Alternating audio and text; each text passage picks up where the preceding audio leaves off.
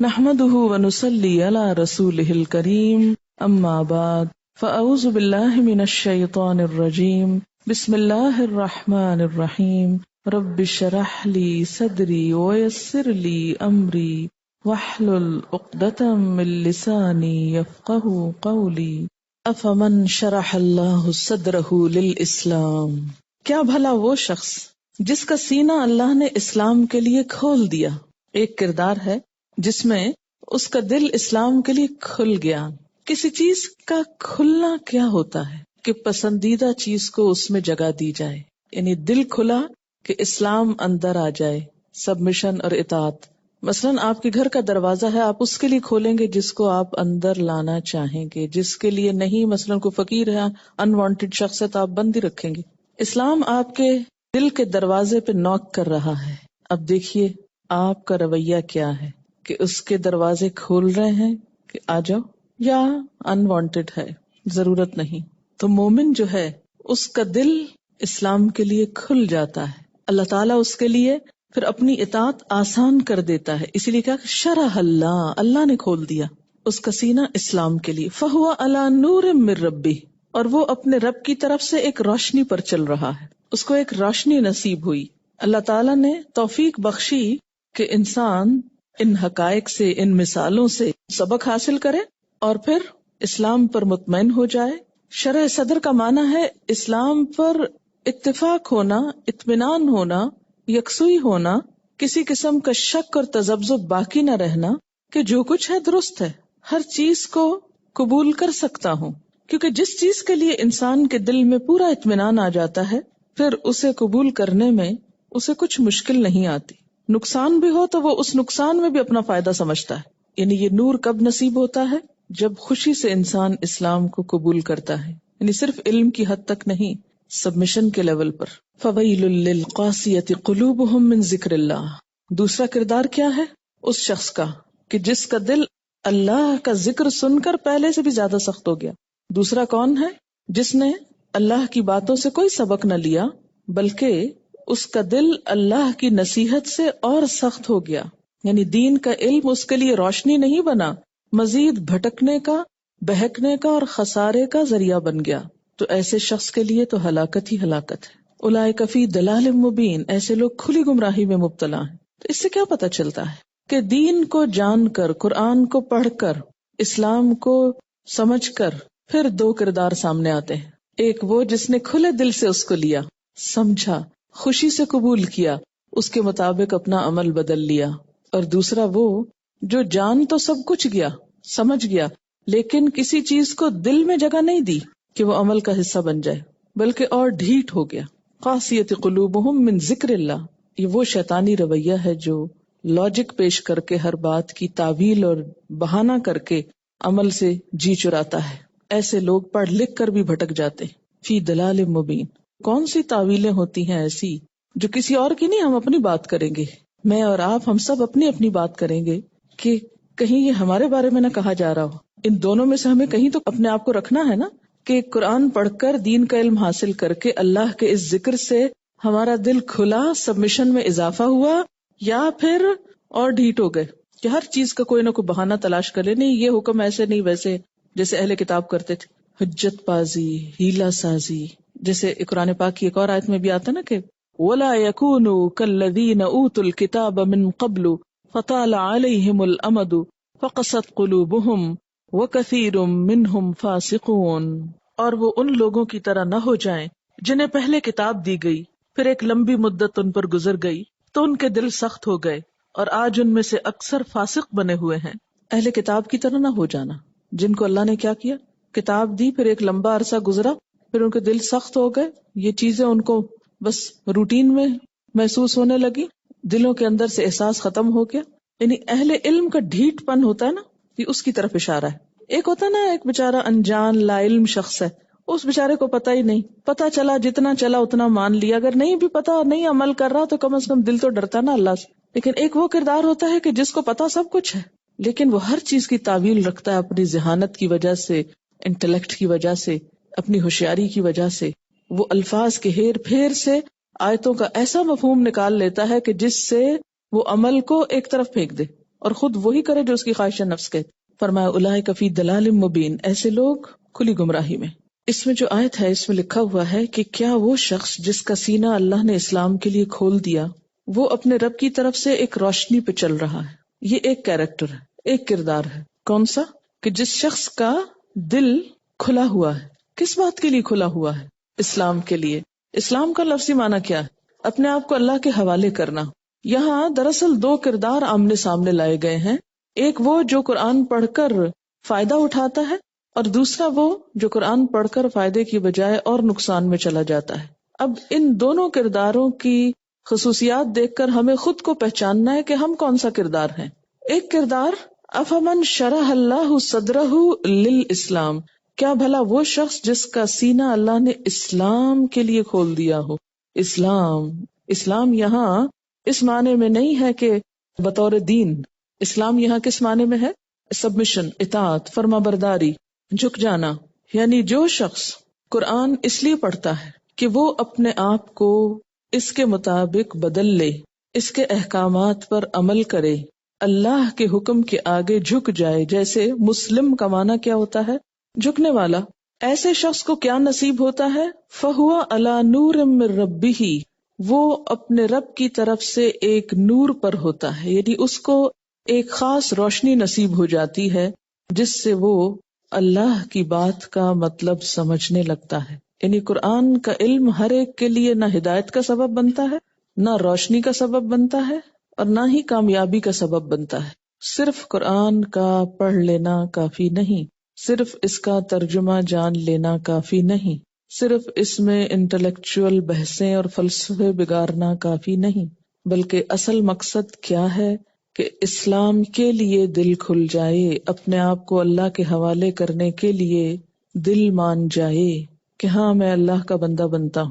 اگر انسان اس تکبر میں مبتلا رہے کہ جو میری سوچ ہے، جو میرا علم ہے، جو میری خواہش ہے، جو کچھ میں چاہتا ہوں وہ ہونا چاہیے، تو ایسا شخص قرآن کو جب ڈومینیٹ کرتا ہے اور قرآن کے معنی بدلنے کی کوشش کرتا ہے، قرآن پڑھنے سے بھی اس کا مطلب عمل بدلنا نہیں ہوتا، بس صرف ایک انفارمیشن حاصل کرنا، تو وہ اس لیے کھنگالتا کہ اس میں ہے کیا.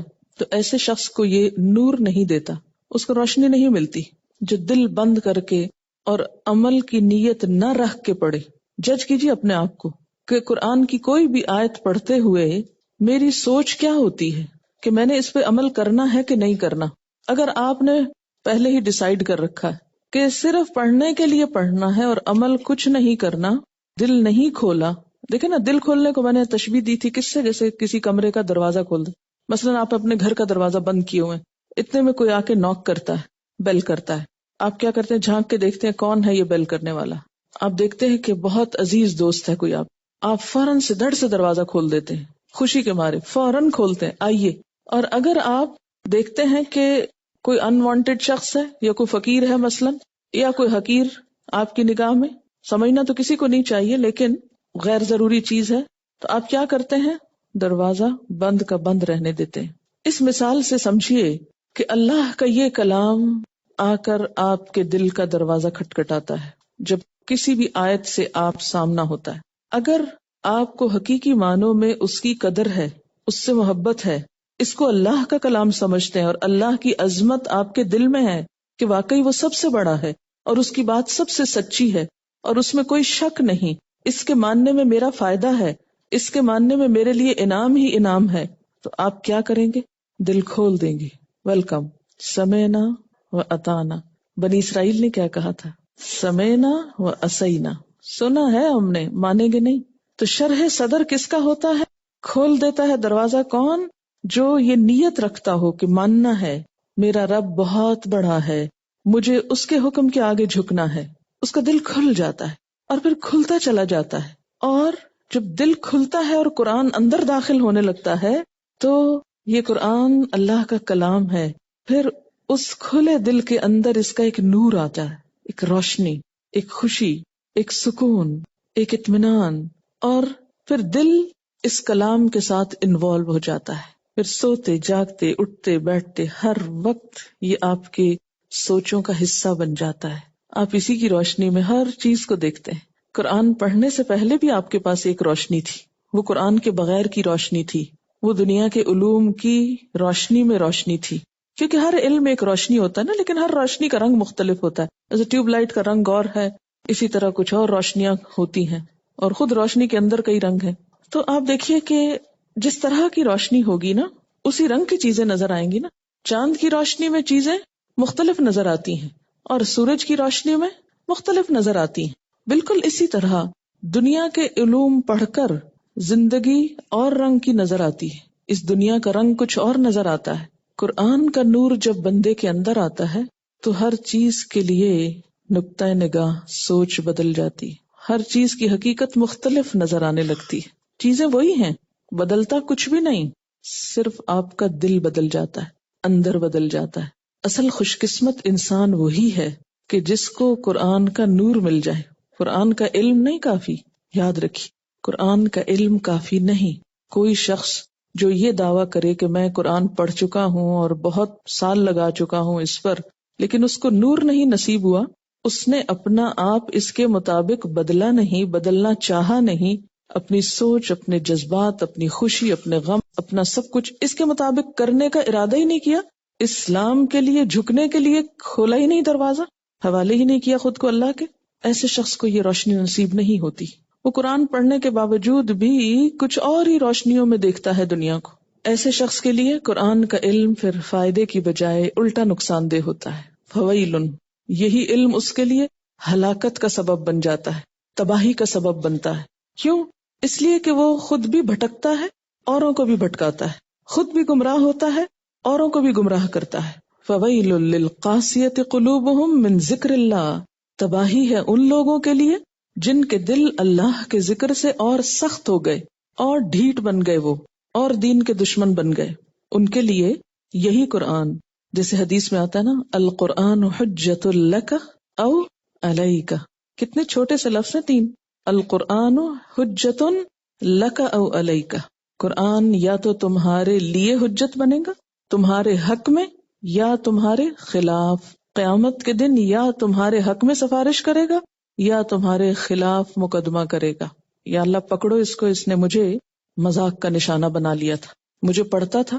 ہاں، وہ حدیث بھی ہے، نبی صلی اللہ علیہ وسلم نے فرمایا کتنے ہی قرآن پڑھنے والے ایسے ہیں کہ قرآن ان پہ لعنت کرتا ہے. کتنے ہی قرآن پڑھنے والے ایسے ہیں والقرآن یلعنہ، قرآن اس پہ لعنت کر رہا ہوتا ہے. کیسے؟ اس کی ایک چھوٹی سی مثال ہے. مثلاً قرآن پاک میں اللہ تعالیٰ فرماتے ہیں لعنت اللہ علی الکاذبین، جھوٹوں پر اللہ کی لعنت ہے.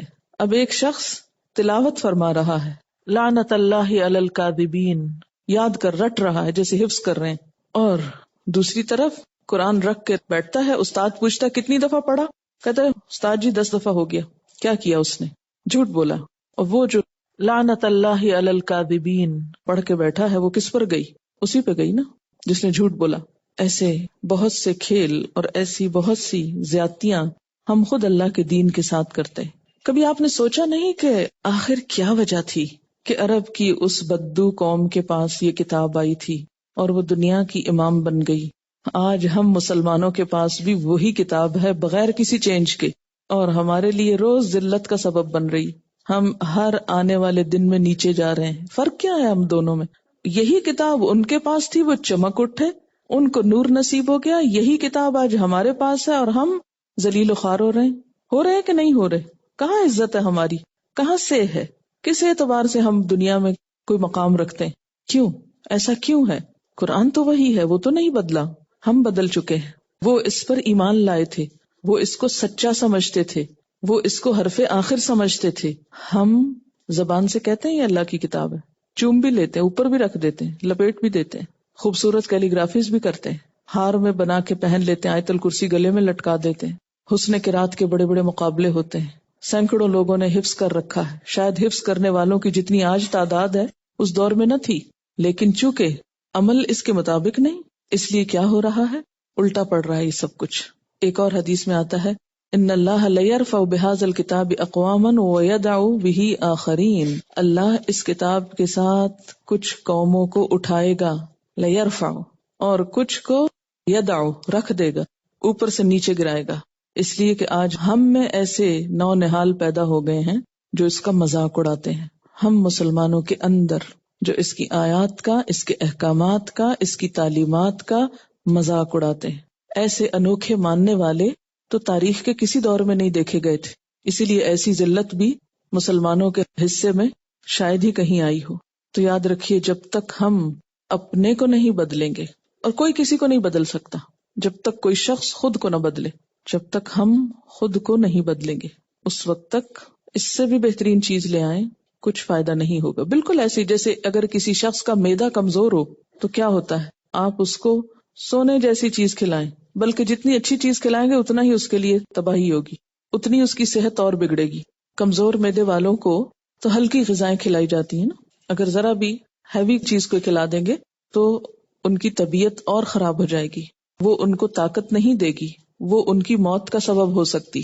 تو جب تک ہمارے اندر یہ نیت نہیں ہے نا کہ یوں دل کھول دیا ہے، جو آئے گا مان لیں گے، اس وقت تک پورا فائدہ نہیں ہو سکتا. نیت تو کریں، مشکل یہ ہے کہ ہم نیت بھی نہیں کرتے، پھر اللہ جانتا ہے نا، وہ دیکھ رہا ہے کہ کس کا معاملہ کیا ہے. ہم ڈرتے ہیں، یہ نیت کرتے ہوئے ڈرتے ہیں کہ ہے پھر زندگی مشکل ہو جائے گی، کیسے مان لیں یہ سب کچھ. تو پھر ان کا کیا قصور تھا جنہیں آپ صلی اللہ علیہ وسلم نے فرمایا ایک کلمہ ایسا مان لو عرب عجم کے سردار ہو جاؤ گے، تو ان کا کہ ایک نہیں 10 مانیں گے، لیکن یہ نہیں مان سکتے. وہ بھی اللہ کو مانتے تھے، یہی ماننا تو مشکل ہو گیا تھا ان کے لیے. پورا فائدہ اسی وقت ہو سکتا ہے جب نیت تو کر لے، جب نیت ہو جائے گی نا تو اللہ تعالیٰ آسانی بھی کر دے گا، کیونکہ اس نے کوئی ایسی چیز اتاری نہیں جو انسانوں کے لیے ناقابل عمل ہو. لا یکلف اللہ نفسا الا وسعها، سورۃ البقرہ میں آتا ہے نا، یضل بہ کثیرا ویہدی بہ کثیرا. اس قرآن کے ساتھ اللہ بہت سوں کو گمراہ کرتا ہے، اس کی مثالوں کے ساتھ، اور بہت سوں کو ہدایت دیتا ہے. وما یضل بہ الا الفاسقین، کس کو بھٹکاتا ہے؟ جو فاسق ہوتے ہیں. فاسق کون ہوتے ہیں؟ حدیں توڑتے ہیں اللہ کی، جو اپنی خواہشات پوری کرنے کے لیے اللہ کے احکامات کو پامال کرتے ہیں. جب بھی قرآن کی کوئی آیت پڑھتے ہیں تو فوراً کیا سوچتے ہیں، یہ تو فلاں کے بارے میں کہی گئی، کچھ کافروں کے لیے، کچھ یہودیوں کے لیے، کچھ عیسائیوں کے لیے، کچھ منافقوں کے لیے ہے. اور آج کے دور میں بھی اگر کچھ آیتیں ہیں ویلڈ تو وہ تو دوسروں کی خرابیوں کے لیے، اور ان کو ہم نے سمجھانا ہے. اس کے ساتھ خود اپنے لیے کتنے لوگ ہیں جو ہم میں سے کہتے ہیں وہ انا اول المسلمین، اور سب سے پہلے سر اطاعت جھکانے والا میں ہوں. اگر انسان ابلیس کا ساتھی بن جائے تو وہی کچھ کرے گا جو اس نے کیا، کہ جب اس کو جھکنے کے لیے کہا گیا تو اس نے دلیلیں تلاش کر لی، لاجک پیش کرنے شروع کر دی اور بات نہیں مانی. اسی لیے قرآن جو ہے وہ ساری زندگی سمجھتے رہنے کی چیز ہے، اور جتنی دفعہ آپ اس کو پڑھیں گے پڑھائیں گے آپ حیران ہو جائیں گے کہ واقعی ایک میریکل ہے کہ کوئی اور چیز اس کے مقابلے کی نہیں کہ جو اس طرح دل پہ حاوی ہو جائے. وہ سخت دل جو ہے پتھر کی طرح نا، کہ پتھروں میں سے بھی پانی پھوٹ پڑتا ہے، لیکن جو انسانوں کے دل پتھر ہوتے ہیں پھر ان کے اندر جذب کچھ نہیں ہوتا، جو کچھ جاتا اوپر سے ہی بہہ جاتا ہے اور وہ سوکھے کے سوکھے رہ جاتے ہیں. یہ کسی نے لکھ کے بھیجا، اللہ کا ذکر بارش کی طرح ہے. امیجن کریں کہ اگر بارش ہو رہی ہے اور بہت سارے برتن پڑے ہیں، کچھ الٹے اور کچھ سیدھے. بارش ہوگی تو جو برتن الٹے ہوں گے ان پر پانی تو پڑے گا، مگر بارش تھمنے پر وہ خشک ہو جائے گا. مگر جن برتنوں کا منہ کھلا ہوگا ان کے اندر تک پانی جائے گا. اس میں بھی اگر کہیں کریک ہے تو تھوڑا شاید کم جائے. اس لیے قرآن کا علم، اللہ کا ذکر اسی دل میں جائے گا جو ہر طرح کی آلائشوں سے اور کریکس سے پاک ہو. قرآن کلام الہی ہے، ایک حیران کر دینے والا کلام. پھر ایسا کیوں کہ اس کو سن کر کچھ کا سینہ نہیں کھلتا، دل سخت ہو جاتے ہیں. بہت سے اس کو پڑھتے بھی ہیں مگر گمراہ ہو جاتے ہیں. بہت سے ایسے بھی بدقسمت ہیں کہ جتنا سنتے ہیں اتنا ہی ان کی نفرت میں اضافہ ہوتا ہے. ایسا کیوں ہوتا ہے؟ نمبر 1، قرآن پاک اللہ کا پاک کلام ہے. اسے دل میں جگہ دینے کے لیے دل کو پرانے نظریات اور عقائد سے پاک کرنا پڑتا ہے. جب تک غیر جانبدارانہ اپروچ کے ساتھ دل کو کھولا نہ جائے قرآن دلوں پر اثر نہیں کرتا. تو جب قرآن پہنچتا ہی نہیں تو سختی کیسے دور ہوگی؟ یعنی صرف پہنچنے سے تو بات نہیں بنے گی. تو ایسے نا جیسے ایک پانی آپ کے پاس رکھا ہے لیکن آپ پی نہیں رہے، صرف ہاتھ بھگو رہے ہیں یا منہ پہ چھینٹے مار رہے ہیں، تو اس سے پیاس تو نہیں بجھ سکتی.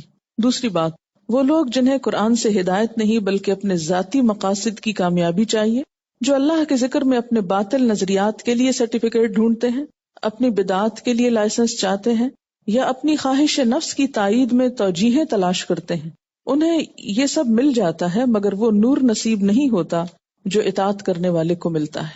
تیسری بات، جو ذکر ظاہریت کے لیے کرتے ہیں وہ قرآن کو فقہی بحثوں اور علمیت جتانے کے لیے سیکھتے ہیں، یعنی علمیت جتانے کے لیے، دوسروں کو یہ بتانے کے لیے کہ ہم قرآن پڑھے ہوئے ہیں. انہیں 2+2=4 کرنا تو آ جاتا ہے، اور یوں وہ بے عمل عالم بن کر بے نور ذکر کے ساتھ شیر کی گھال میں بھیڑیے بن جاتے ہیں اور کئی لوگوں کے ایمان کھا جاتے ہیں۔ چوتھی بات، ایک اور سخت دلوں کی مثال مذہبی گھرانوں کے وہ بچے جنہیں حکمت تبلیغ کو ملحوظ خاطر رکھے بغیر قرآن و حدیث سنائی جاتی رہی، وہ اٹھیں تو، وہ ہنسے تو، کھائیں یا کھیلیں تو غرض کے بے موقع بے محل بغیر یہ دیکھے ہوئے کہ لوہا گرم ہے یا نہیں ضرب پہ ضرب لگائی گئی، اور اس طرح ان کے کان ان الفاظ کے عادی ہو جاتے ہیں مگر نہ دل سے سنا ہوتا ہے، لہذا دل پہ کچھ اثر نہیں ہوتا۔ اور اس طرح جو ہی ماں بولنا شروع کرتی ہے تو بچے اپنے کانوں کے سوئچ آف کر لیتے ہیں اور یوں سن کر نہیں سنتے۔ اللہ کے ذکر کی بے موقع اوور ڈوز ان کے دلوں کو سخت کر دیتی ہے، اور پھر قرآن کی دل دہلا دینے والی آیات بھی انہیں ہلا نہیں پاتی۔ اکثر اوقات ایسے افراد دوہری زندگیاں گزارتے ہیں، وہ گھر میں مسلمان ہوتے ہیں اور باہر جو ان کا جی چاہے وہ کرتے ہیں۔ ایسے لوگوں کو دیکھ کر میں سوچتی ہوں اللہ جانے سزا کا زیادہ مستحق کون ہوگا۔ اللہ ہمیں ایسے مبلغ بننے سے بچائے۔ قرآن شفا ہے، ہمیں اس کی صحیح ڈوز اور وہ بھی بروقت دینے کی حکمت عطا فرمائے تاکہ ہم بھی کسی کی دل کی سختی کا باعث نہ بنے۔ کیا شرح صدر کے لیے شرط ہے کہ بعد میں عمل بہت حد تک پرفیکٹ ہو؟ دیکھیں، دل کھلا ہے تو کچھ نہ کچھ کوشش میں لگے ہوئے ہیں، قدم بقدم آگے بڑھ رہے ہیں۔ مومن ایک درخت کی طرح گرو کرتا ہے، اور نیک عمل جو ہوتا ہے ایک درخت کی طرح، ایک تو موسم بہار آنے پہ تیزی سے پھلتا پھولتا ہے، لیکن اس کے پھلنے پھولنے میں بھی کچھ نہ کچھ وقت ضرور لگ جاتا ہے، اور پھر کچھ عرصے کے بعد کچھ نہ کچھ بیچ میں جھونکے زرد آتے ہیں، لیکن پھر وہ ختم نہیں ہوتا، پھر سبز ہونے لگتا ہے حتیٰ کہ اس انسان کی موت آ جاتی۔ اللہ نے بندہ مومن کو ایک اچھے درخت سے تشبیہ دی، وہ ہے ایور گرین، لیکن ایور گرین میں بھی آپ دیکھیں کہ کوئی نہ کوئی پتا جھڑتا رہتا ہے بیچ بیچ میں سے، مگر آن دا ہول اس کے سبزہ ختم نہیں ہوتا۔ کسی موسم میں زیادہ گرین ہو جاتا ہے، کسی میں ذرا کم ہوتا ہے، یعنی ایور گرین ٹری جو گرو آہستہ آہستہ آہستہ کرتا چلا جاتا ہے حتیٰ کہ مضبوط بن جاتا ہے۔ یہ فویل للقاسیۃ قلوبہم من ذکر اللہ، یہ کب ہوتا ہے؟ اللہ کا کلام پڑھ کے پھر دل سخت ہوتے ہیں، یہ کب ہوتے ہیں؟ جب تعویلیں کر لی جاتی۔ قرآن پڑھ کے ڈھیٹ کب ہوتا ہے انسان؟ ہمارے معاشرے میں ایسے لوگ پائے جاتے ہیں جو کہتے ہیں آخر ہم نے بھی قرآن پڑھا ہے۔ مجھ سے ڈائریکٹ کئی لوگوں کی بات ہوئی، ہم نے بہت دفعہ ٹرانسلیشن پڑھا ہے، بہت دفعہ قرآن پڑھا ہے، ہمیں تو ایسی کوئی بات نظر نہیں آئی کہ جو یہ کہتی ہو۔ آپ کو بھی ایسے کردار ملیں گے، اس وقت آپ سوچیں گے واقعی ہمیں تو شاید بھٹکا ہی دیا گیا ہے، بہکا دیا گیا ہے۔ یہ دراصل اس کردار کی بات ہو رہی ہے نا، کہ جو یہ کہتا ہے کہ قرآن تو میں نے پڑھ لیا لیکن اس کے باوجود یہ کام میں نہیں کروں گا جو قرآن کہتا ہے۔ جس نیت سے ہم اس کو پڑھیں گے، جس سوچ کے ساتھ پڑھیں گے، اتنی ہی چیز ہم کو فائدہ دے گی۔ اسی لیے اللہ تعالیٰ کی طرف سے تو اتر رہا ہے سب کچھ، مگر ہر ایک کا ظرف کتنا بھرا جاتا ہے جتنا اس کا ہے۔ بارش ہوتی ہے، اگر آپ بالٹی رکھیں گے تو بالٹی کا پانی بھر جائے گا، اگر آپ ایک گلاس رکھیں گے تو گلاس بھرے گا۔ وہ چشمہ تو بہہ رہا ہے، ڈپینڈ کرتا ہے آپ نے آگے کیا رکھا ہوا ہے۔ جو جس نیت سے پڑھے گا اسی طرح کے معنی نکالے گا۔ عمل کی نیت سے پڑھے گا تو عمل کی باتیں نکلیں گی۔ خوف اس وقت تک نہیں آتا نا انسان کے رونگٹے اس وقت تک نہیں کھڑے ہوتے جب تک کہ انسان اس کو اپنے اوپر نہیں لیتا نا یقین کے ساتھ۔ ویسے قرآن کی ہوتا ہے نا، جب یہ آیات آ رہی ہوتی ہیں جس میں جہنم کا تذکرہ ہے، تو جب تک اس کو ہم اپنے اوپر نہیں لے کے یقینی طور پہ دیکھتے ہیں کہ میرے ساتھ بھی ہو سکتا ہے، تو اس وقت تک سنجیدگی نہیں آتی۔ مثلاً کہیں آگ لگی ہوئی ہو تو ہمیں نہیں تکلیف ہوتی جب تک ہمارا ہاتھ نہ اس میں پڑ جائے۔ ہم قرآن کو خود اپنے لیے نہیں لیتے نا، ہم سمجھتے ہیں دوسروں کی باتیں، یعنی اپنی بدعمالیوں کے لیے جسٹیفیکیشن ڈھونڈ لیتے ہیں۔ اب جیسے ارتھ کویک وغیرہ کے لیے بہت ساری ریزنز بنا لیتے ہیں۔ دل سخت جب ہوتے ہیں نا، کہ جب دل انوالو نہیں ہوتا، عقل سے انسان سوچتا رہتا ہے نا، ایک بچے کے رونے پہ ماں کیوں رو پڑتی ہے اور باپ کیوں نہیں روتا؟ اس لیے کہ اس کا دل ہے اس میں اور اس کی عقل ہے، اس پہ عقل غالب ہے، اس پہ دل غالب، تو اثر مختلف ہے۔ اچھا ایسا کیوں ہوتا ہے کہ جب اپنا کوئی فوت ہوتا ہمیں رونا آتا ہے اور دوسرے دیکھ کے ان کو کوئی اثر ہی نہیں ہوتا؟ کیونکہ وہ ہماری بات ہے نا۔ تو جس چیز میں ہم اپنے کو انوالو کر لیں گے نا، مجھے نقصان ہو سکتا ہے، پھر دیکھیے کہ طرز عمل بدلتا ہے کہ نہیں بدلتا۔ قرآن ایک ایسی کتاب ہے نا جو دل پہ اتری، باقی جو علوم ہیں وہ عقل کی پیداوار ہوتے ہیں۔ جیسے شعر جو ہے وہ عموماً دل کا جذبات کا اظہار ہوتے ہیں نا، تو اس سے کیا ہوتا ہے، دوسروں کے اوپر جلدی اثر ہوتا ہے۔ قرآن کے علم اور دوسرے علوم میں فرق یہ ہے کہ دوسروں میں خود کو انوالو کرنے کی ضرورت نہیں ہوتی، لیکن قرآن کا علم اس وقت تک آتا نہیں جب تک خود کو بیچ میں نہ رکھو، اس لیے کہ فیہ ذکرکم، یہ تمہاری اپنی باتیں ہیں۔ فویل للقاسیۃ قلوبہم من ذکر اللہ، پس ہلاکت ہے ان لوگوں کے لیے جن کے دل سخت ہو گئے اللہ کے ذکر سے۔ ہم تو ہمیشہ یہی پڑھتے رہے کہ اللہ کا ذکر دلوں کو اطمینان دیتا ہے، سکون کا باعث ہوتا ہے، خشیت الہی پیدا کرتا ہے، لیکن یہاں تو کچھ اور ہی لکھا ہوا. یہاں لکھا ہوا یہ ہے کہ تباہی ہے ان لوگوں کے لیے جن کے دل اللہ کے ذکر سے، اللہ کی نصیحت سے اور زیادہ سخت ہو گئے. ایسا کیوں ہوتا ہے کہ کچھ لوگوں پر ریورس ایفیکٹ ہوتا ہے، الٹا اثر ہوتا ہے. ان کو ایک ہی چیز سے فائدے کی بجائے نقصان ہوتا ہے. وہی دوا جو ایک کی زندگی بچانے کا سبب بنتی ہے دوسرے کے لیے موت کا سبب بن جاتی. ایسا کیوں ہوتا ہے؟ اللہ کے ذکر سے تو دل نرم ہونے چاہیے، اللہ کے ذکر سے دل سخت ہو گئے. تو کیا ذکر میں کوئی خرابی ہے؟ کیا وجہ ہے؟ ایسا کیوں ہوتا ہے؟ اس کی اسباب کیا ہیں؟ وجوہات کیا ہیں؟ کسی نے لکھا کہ میں ہمیشہ سوچتی تھی کہ اتنے لوگ جو قرآن کو انٹلیکچولی بہت اسٹڈی کر چکے ہیں وہ اس سے ہدایت کیوں نہیں پاتے؟ کیونکہ آگے لکھا نا اولئک فی ضلال مبین. آج مجھے اس کا جواب مل گیا ہے کہ نہ وہ اسے اس طرح سنتے ہیں جس طرح رب چاہتا ہے کہ سنیں، نہ اس طرح پڑھتے ہیں جیسے رب چاہتا ہے کہ پڑھیں. اس کے بہترین حصے کی پیروی ہی نہیں کرتے بلکہ فضول بحثوں میں مبتلا ہو جاتے ہیں اور اپنے سینے اسلام کے لیے کھلنے ہی نہیں دیتے. جیسے قرآن پاک کی ایک اور آیت میں بھی آتا نا کہ یوم لا ینفع مال ولا بنون، جس دن مال اور بیٹے فائدہ نہ دیں گے، کام نہ آئیں گے، الا من اتى اللہ بقلب سلیم، مگر جو اللہ کے پاس قلب سلیم لے کر آئے، سلامت دل لے کر آئے. قیامت کے دن کی بات ہو رہی ہے کہ اس روز مال کام نہیں آئے گا، اولاد کام نہیں آئے گی. دنیا میں اگرچہ بہت سی چیزیں پائی جاتی ہیں لیکن دو چیزوں کا بطور خاص تذکرہ ہے، مال اور اولاد کا، کہ یہ کام نہیں آئیں گے. اس لیے کہ دنیا میں انسان ان دو چیزوں کی محبت میں باقی چیزوں کی نسبت کچھ زیادہ ہی گرفتار ہے. مال کے بارے میں اللہ تعالیٰ فرماتے ہیں کہ وَإِنَّهُ لِحُبِّ الْخَيْرِ لَشَدِيدٌ، اور وہ مال و دولت کی محبت میں بری طرح مبتلا ہے. اور اسی طرح وَتُحِبُّونَ الْمَالَ حُبًّا جَمًّا، اور تم مال کی محبت میں بری طرح گرفتار ہو. اور اسی طرح اولاد بھی، انما اموالکم و اولادکم فتنہ، تمہارے مال اور تمہاری اولاد تو ایک آزمائش ہے. ایک اور جگہ پر ان من ازواجکم و اولادکم عدوا لکم فاحذروہم، تمہاری بیویاں اور تمہاری اولاد میں سے بعض تمہارے دشمن ہیں، ان سے ہوشیار رہو. تو یہ ایک بہت بڑی حقیقت ہے کہ یہ دو چیزیں انسان کی کمزوری ہیں. دنیا میں انسان کے غلط رویوں کے عمومی طور پر ذمہ دار بھی یہی دو عناصر ہیں. انسان کو بتایا یہ جا رہا ہے کہ جن دو چیزوں کے پیچھے تم اپنے آپ کو ہلاک کر رہے ہو، اور جن دو چیزوں کے حصول میں اور ان کو چاہنے میں اور ان کو سنبھالنے میں اور ان کی خاطر جو اپنی تمام طاقت اور صلاحیت استعمال کر رہے ہو، یہی دو چیزیں قیامت کے دن انسان کو پوچھیں گی بھی نہیں.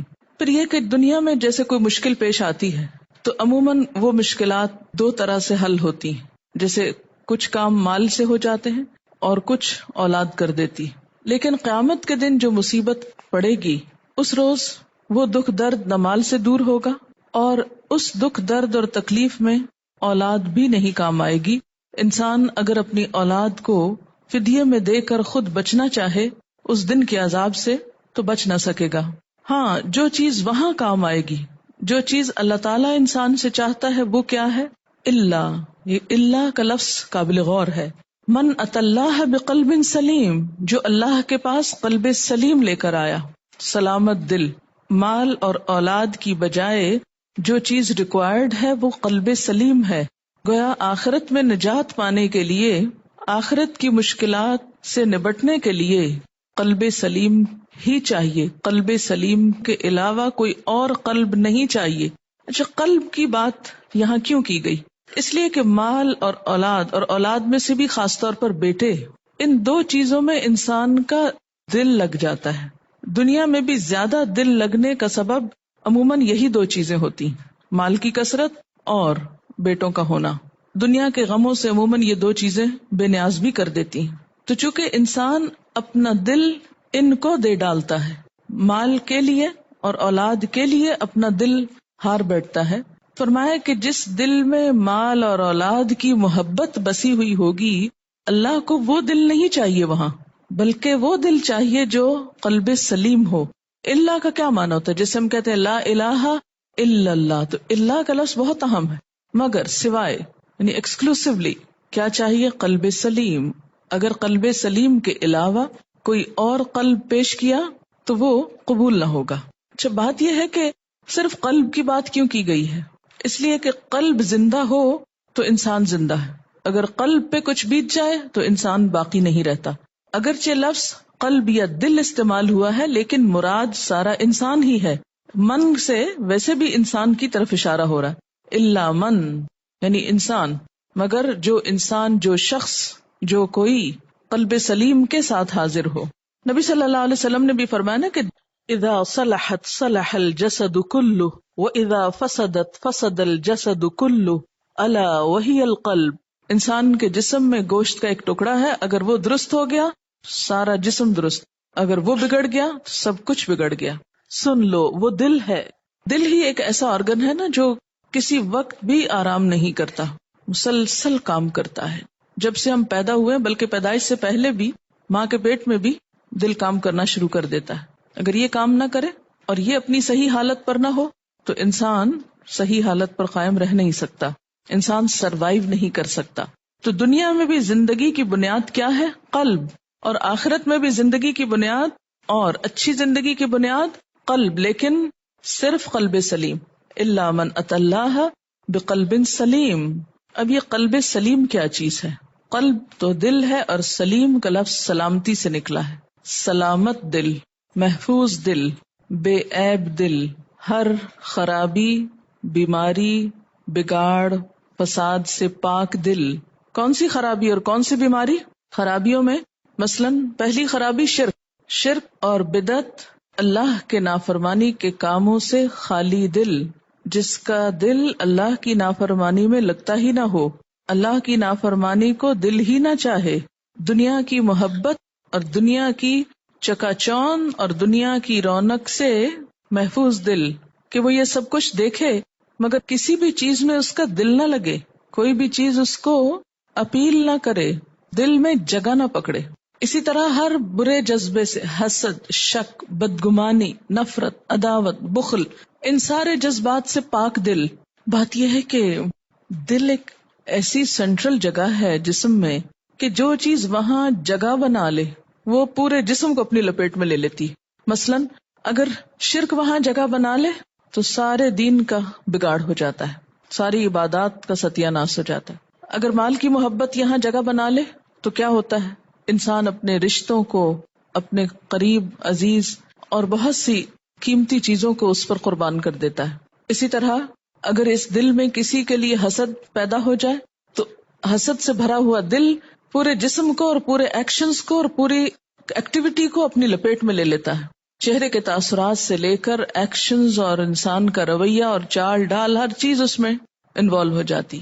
اگر کسی کے لیے بدگمانی ٹھہر جائے اس دل میں، مثلاً اللہ کے بارے میں شک ٹھہر جائے، اس کے رسول صلی اللہ علیہ وسلم کے بارے میں کوئی ایک چھوٹی سی بات پہ شک ٹھہر جائے، یا کسی بھی جگہ پر یہ کانٹا اٹک جائے تو انسان آگے نہیں چل سکتا، کوئی کام پھر صحیح ہو ہی نہیں سکتا. آپ نبی صلی اللہ علیہ وسلم کی صحیح اطاعت کر ہی نہیں سکتے جب تک آپ ان کو اپنے دل میں جگہ نہ دیں. اسی لیے کیا فرمایا؟ خدا کی قسم تم میں سے کوئی شخص مومن ہی نہیں ہو سکتا، اس کا ایمان ہی مکمل نہیں ہو سکتا جو اللہ کے رسول صلی اللہ علیہ وسلم کو اپنے والدین، اولاد اور تمام انسانوں سے بڑھ کے نہ چاہے. کیوں کہا گیا من احب للہ وابغض للہ واعطى للہ ومنع للہ فقد استکمل الایمان. جس نے اللہ کے لیے محبت کی، اللہ کے لیے بغض رکھا، اللہ کے لیے کچھ دیا، اللہ کے لیے روک دیا، اس نے اپنا ایمان مکمل کر لیا. قلب سلیم کا ہونا، دل کا محفوظ ہونا تمام نیک اعمال کی بنیاد ہے.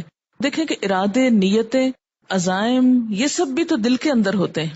آپ بظاہر دکھاوے میں بہت کچھ کرتے رہیں لیکن اگر دل ساتھ نہیں، نیت نہیں تو کچھ بھی قبول نہیں، بڑے سے بڑی عبادت قبول نہیں. پھر اسی طرح بسا اوقات دل ایک چیز کو چاہتا ہے اور آپ اسے پلٹاتے ہیں اللہ کی اطاعت کی طرف، تو آپ نے کیا کیا؟ دل کو محفوظ کر لیا. مثلاً دل میں بخل بھرا ہوا ہے، کسی کو کچھ دینے کو دل نہیں چاہتا، آپ اس جذبے کو کاٹ کے، اس کو ختم کر کے اپنے آپ کو پلٹاتے کہ نہیں مجھے دینا ہے، دل کی مانتے نہیں، تو آپ نے دل کو برباد ہونے سے، ضائع ہونے سے بچا لیا. یعنی قلب سلیم کا مطلب یہ نہیں کہ آپ کے دل میں کوئی برا خیال آئے ہی نہ، اس کا مطلب یہ بھی نہیں کہ آپ کے دل میں دنیا کی کوئی محبت یا کسی بھی چیز کی کوئی محبت آ نہیں سکتی، یہ تو ہو ہی نہیں سکتا. یا نعوذ باللہ کوئی شرک والا یا اللہ تعالیٰ اور رسول اللہ صلی اللہ علیہ وسلم کے بارے میں کوئی برا وسوسہ آ نہیں سکتا. صحابہ کرام میں سے ایک صحابی نے کہا تھا نا یا رسول اللہ صلی اللہ علیہ وسلم، بعض اوقات وہ باتیں ہم چاہتے نہیں لیکن اچانک ہمارے دماغ میں ایسی آ جاتی ہیں کہ ان کو منہ پہ لائیں، اس سے بہتر ہے کہ ہم جل کر کوئلہ ہو جائیں. یعنی اچانک دل میں کوئی ایسی بات آ جاتی، ایسا وسوسہ آ جاتا، بدگمانی آ جاتی. اب کیا مطلب کہ دل محفوظ نہیں رہا، سلامت نہیں رہا، کہ وسوسہ آ کیوں گیا؟ دنیا کی کسی چیز سے محبت ہوئی، اب یہ کہ یہ ہونی نہیں چاہیے تھی، آنی ہی نہیں چاہیے تھی اس چیز کی محبت، کسی چیز میں اٹریکشن محسوس ہوتی، ہونی نہیں چاہیے، یہ تو نہیں ہو سکتا. پھر دل محفوظ کیسے ہے اگر یہ نہیں ہو سکتا؟ محفوظ اس طرح کہ ہر وہ ناپسندیدہ چیز جو اندر آ جائے اس کو نکال باہر کیا جائے کوشش کے ساتھ. مثلاً آپ دیکھیں کہ دل کو آپ ایک گھر سے مثال دے دیں، جیسے ایک گھر ہوتا ہے. کیا زلزلے نہیں آئیں گے؟ آئیں گے. آتے ہیں تو کیا ہوتے ہیں؟ کریکس پڑ جاتے ہیں نا گھروں میں. کیا ڈسٹ نہیں آئے گی گھر کے اندر چاہے آپ ساری کھڑکیاں بند کر کے رکھیں؟ آتی ہے نا. پھر کیا کرتے ہیں؟ پوچھ ڈالتے ہیں. کیا کوڑا کرکٹ نہیں آتا؟ آتا ہے. کیا کرتے ہیں؟ رکھے نہیں رکھتے، نکال دیتے ہیں. تو قلب سلیم سے مراد یہ ہے کہ ہر وہ چیز جو اس کے اندر دراڑ ڈالنے کو آئے، کوئی زلزلہ طوفان آئے، کوئی آندھی بارش آئے، کوئی ایسی چیز آئے، وہ تو آئے گی طبعی حالات اور موسم کے تحت. انسان اس دنیا میں رہتے ہوئے ہر روز کوئی نہ کوئی آندھی طوفان دیکھے گا دائیں بائیں جو اس کے دل کو ہلا مارے گے. لیکن انسان کو کیا کرنا ہے؟ ان سب چیزوں کا مقابلہ کرنا ہے. جہاں کہیں دراڑ پڑے فوراً اس کی اصلاح کر دینا ہے. جہاں کہیں کو رخنا ہونے لگے اس کو بھر دینا ہے. جہاں کہیں کو رنگ اترنے لگے اس کو کر دینا ہے. کوئی میل کچیل آنے لگے اس کو صاف کر دینا ہے، تاکہ جب ہم دنیا سے رخصت ہوں تو اس حال میں رخصت ہوں کہ کوئی ایسی چیز جو اللہ تعالیٰ کو پسند نہ ہو وہ ہمارے دل کے ساتھ ٹکی ہوئی نہ ہو، سب ہٹی ہوئی ہو، داغ دھبے سارے کے سارے مٹے ہوئے ہوں. یہ اسی وقت ہو سکتا ہے جب ساتھ مٹاتے رہیں. گھر اسی وقت صاف رہ سکتا ہے جب ساتھ صفائی کریں. اگر آپ کچھ دن کے لیے بھی چھوڑ دیں گے تو مشکل ہو جائے گی. نبی صلی اللہ علیہ وسلم نے فرمایا کہ جب انسان کوئی گناہ کرتا ہے تو دل پہ ایک سیاہ نقطہ لگتا ہے. جب انسان توبہ کر لیتا ہے، اصلاح کر لیتا ہے تو کیا ہوتا ہے؟ نقطہ مٹ جاتا ہے. لیکن اگر انسان چھوڑ دیتا ہے تو وہ نقطہ پھیلنے لگتا ہے اور سیاہی پھیلتے پھیلتے پورے دل کو اپنے کنٹرول میں لے لیتی. علامہ اقبال نے کہا تھا نا، یہ مال و دولت دنیا، یہ رشتہ و پیوند، یہ مال اور یہ رشتے، ان سے انسان کو محبت ہوتی ہے، لیکن بتان وہم و گما لا الہ الا اللہ، یہ کیا ہیں؟ بت ہیں جن کو انسان پوجتا ہے. کون سے؟ خیالی. اپنا خیال ہوتا ہے نا جو کسی بھی چیز کو خوبصورت یا بدصورت کر دیتا ہے. یوم لا ينفع مال ولا بنون الا من اتى اللہ بقلب سلیم. ایک عام صحت مند دل ہے جس کا رنگ خوبصورت ہے، صحت مند، لیکن ایک سگریٹ پینے والے انسان کا دل ہے، سگریٹ کے دھوئیں سے دل کا حال یہ ہو جاتا ہے. آپ صلی اللہ علیہ وسلم نے سیاہی کا ذکر کیا تھا نا. اسی طرح اس سے ہم امیجن کر سکتے ہیں کہ جب ہم گناہ کرتے ہیں تو کیا ہوتا ہے. یہ صحت مند دل، قلب سلیم جو ہوتا ہے، قلب بیمار ہو جاتا ہے اور گناہوں کی میل سے سیاہ ہوتا چلا جاتا ہے. اللہ تعالیٰ کیا چاہتے ہیں؟ یہ دل چاہیے. الا من اتى اللہ بقلب سلیم، سلامت دل چاہیے اور بس، اور نہیں چاہیے. سب دوسرے ریجیکٹڈ ہیں، کام ہی نہیں آئیں گے وہاں. تو ہم سب کو کس چیز پہ توجہ دینی ہے؟ اپنے دل کی اصلاح پہ، پیوریفیکیشن آف ہارٹ پہ، کیونکہ وہ سینٹر ہے ساری چیزوں کا، سارے باتوں اور کاموں کا. دل کی اصلاح اور دل کا زنگ اور دل کا میل کچیل دور کرنے کے لیے 2 نسخے اللہ تعالیٰ کے رسول صلی اللہ علیہ وسلم نے بتائے. آپ نے فرمایا کہ دلوں کو زنگ لگ جاتا ہے جیسے لوہے کو لگتا ہے. تو لوگوں نے عرض کیا یا رسول اللہ صلی اللہ علیہ وسلم، لوہے کا زنگ دور کرنا تو ہم جانتے ہیں، دلوں کے زنگ کو کیسے دھوئیں، کیسے دور کریں؟ آپ نے فرمایا 2 چیزیں، کثرت سے قرآن کی تلاوت اور موت کی یاد. موت کو یاد رکھو گے تو دنیا کی محبت کم ہوتی جائے گی. اب آپ نے قرآن پڑھ لیا، اب آپ اگر صرف تلاوت کریں تو بھی انشاءاللہ وہ فائدہ دے گا. کثرت سے تلاوت کو معمول بنا لیں. اور خاص طور پر ایک بات ہمیشہ یاد رکھ، جس وقت دل ڈاواں ڈول ہونے لگے، جس وقت اداسی ہونے لگے، جس وقت پریشانی ہونے لگے، جس وقت ایمان کا لیول کم محسوس ہو، کچھ بھی دیر کیے بغیر قرآن کھول لیں. کہاں سے؟ جہاں سے بھی کھل جائے. ضروری نہیں کہ کوئی خاص صورت سلیکٹ کریں، کھول لیں، جو سامنے آئے پڑھنا شروع کر دیں. اس وقت تک پڑھتے رہیں جب تک افاقہ نہ محسوس کریں، جب تک شفا نہ ہو جائے. اگر سمجھیں کہ منہ سے لفظ ہی نہیں نکل رہا، ٹیپ آن کر دیں. کسی بھی اچھے قاری کی قرات آپ کے پاس لازمی طور پر ہونی چاہیے. اتنی ہی ضروری ہے جتنا آپ کے پاس آپ کے جسم پہ پہنا ہوا کپڑا ضروری ہے. سال کے لباس کے بجٹ میں کسی بھی چیز میں کمی کر لیں. کوئی ایک عدد قرات کسی بھی قاری کی جو آپ کو پسند ہو آن کر لیں اور سننا شروع کر دیں، کیونکہ قرآن سننے کے لیے. قرآن کے بارے میں کیا کہا گیا؟ شفاء لما فی الصدور، شفاء لما فی الصدور. یہ جو بیماریاں دلوں کو لگ جاتی ہیں ان کے لیے شفا ہے. لیکن دوا لیں گے تو شفا ہوگی نا، صرف وہ بند رکھے رہنے سے آپ کو شفا نہیں ہوگی. دوا آپ کی ڈبیا میں رکھی ہوئی اور ڈھکن بند ہے اور وہ آپ سے کھل نہیں رہا، کھا آپ رہے نہیں، آپ کہیں شفا ہو جائے تو نہیں کھول سکتی. اس کو کھولنا پڑے گا، اس کو نکالنا پڑے گا، اس کو کھانا پڑے گا اور ریگولر ڈوز لینی پڑے گی جب درد دور ہوں گے. آپ صلی اللہ علیہ وسلم نے فرمایا تھا کہ میں تمہارے پاس 2 چیزیں چھوڑ کے جا رہا ہوں، جب تک ان کو مضبوط پکڑے رہو گے کبھی گمراہ نہ ہو. اور ان میں سے ایک قرآن ہے اور دوسری سنت رسول صلی اللہ علیہ وسلم. الا من اتى الله بقلب سلیم. کچھ چیزیں سلامت رہتی ہیں جب ان کو چھیڑا نہ جائے، لیکن دل اس وقت سلامت رہتا ہے جب اس کو کسی مفید کام میں لگا دیا جائے. کسی بھی چیز کے لیے جئیں، خالی دل نہیں جئیں.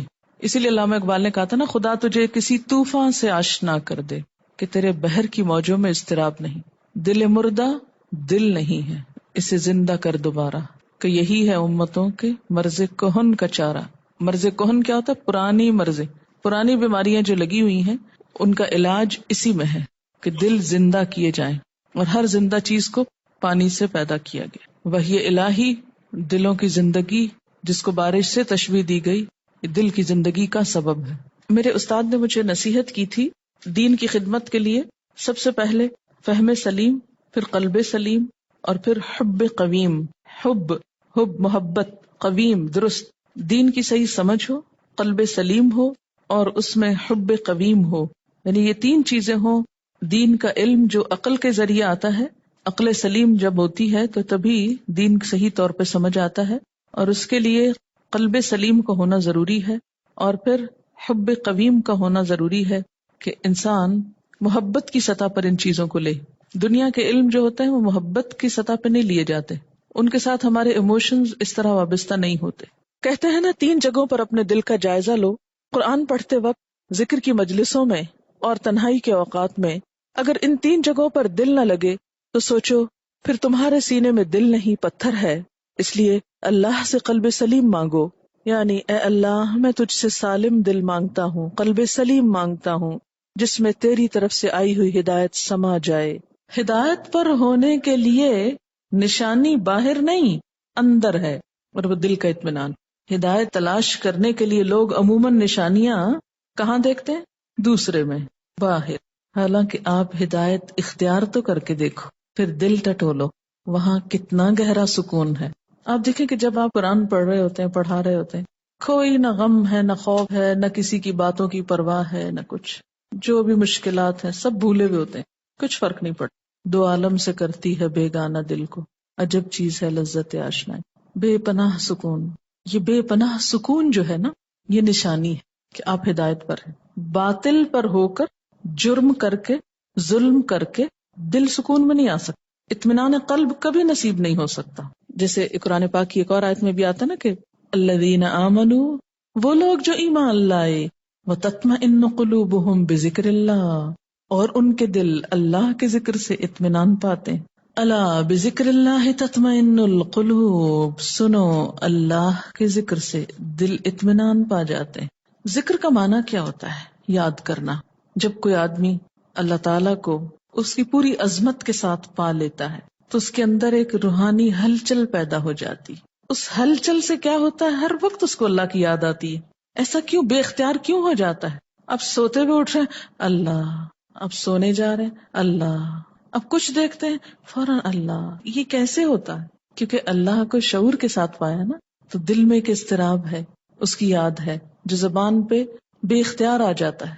کبھی زبان سے شکر کے کلمات نکلتے الحمدللہ، کبھی ڈر لگتا ہے تو کہتے استغفر اللہ، کبھی کوئی اچھی چیز دیکھتے تو ماشاء اللہ، حیرت ہوتی سبحان اللہ.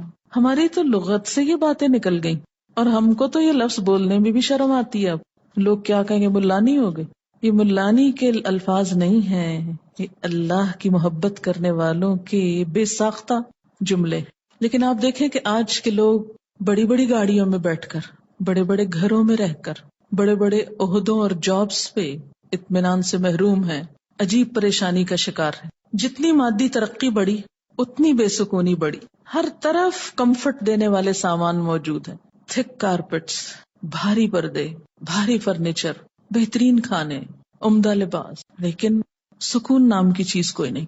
یہ سب چیزیں اجنبی اور منہ چڑھاتی نظر آتی ہیں. کیوں؟ حقیقی خوشی نہیں لوگوں کے چہروں پر. مصنوعی مسکراہٹ کے پیچھے ایک فکر کی لہر ہے جو صاف دیکھی جا سکتی ہے. کیوں؟ اس کی وجہ کیا ہے؟ اس کی وجہ یہ ہے کہ خوشی تو روح کو ہوتی ہے نا، اور روح کا سامان قرآن ہے جو روح الامین لے کر آئے، اور ہم اس کو خوش کرنا چاہتے ہیں مادی چیزوں سے. مثلا بچہ کھلونا مانگ رہا ہے اور ہم اس کو کھانا کھلانے لگ جائیں تو وہ خوش ہو جائے گا؟ وہ کہے مجھے کھلونا چاہیے اور آپ کے آؤ کھانا کھاؤ، اور چیخے گا.